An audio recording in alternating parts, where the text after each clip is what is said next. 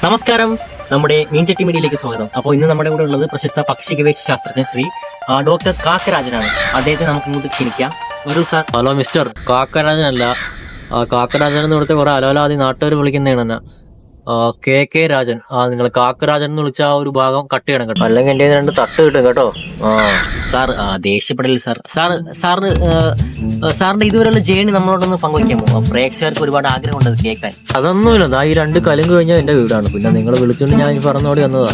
അത്രയ്ക്ക് പ്രത്യേകിച്ച് ജേണിയൊന്നും എനിക്ക് പറയാനില്ല അതിൽ. സാർ അതല്ല സാർ ഉദ്ദേശിച്ചത്. സാറിന്റെ പക്ഷി ഗവേഷണ രംഗത്തെ ആ ഒരു കടന്നു വരവിനെയാണ് ഞാൻ ഉദ്ദേശിച്ചത്. സാർ അതൊന്ന് പറയാമോ? കൊച്ചുനാൾ മുതലേ എനിക്ക് പക്ഷികളെ ഭയങ്കര ഇഷ്ടമായിരുന്നു കേട്ടോ. കൊക്കുകള്, ദേശങ്ങളുടെ കിളികൾ, കൊക്കുകൾ, പിന്നെ എന്തൊക്കെയുണ്ട് കുളക്കോഴികൾ, അതിനെയൊക്കെ കൂടെ പോലും കളയാതെ പൊരിച്ചടിച്ച് കഴിക്കാൻ എന്ത് രസമാണ്. മിസ്റ്റർ നിങ്ങൾ കഴിച്ചിട്ടുണ്ടോ? നിങ്ങളെ പേരെന്തായിരുന്നു? അമ്പു. എന്റെ പേര് അമ്പു. പിന്നെ ഒരു പക്ഷിപ്പൂട ജ്യൂസ്, അത് പ്രത്യേക ഒരു വിഭവമാണ്. അത് കഴിച്ചിട്ടുണ്ടെങ്കിൽ ജ്യൂസ് അടിച്ച് കഴിച്ചവർക്ക് അറിയാം രസമായി. അടുത്ത ചോദ്യം പറയാടോ.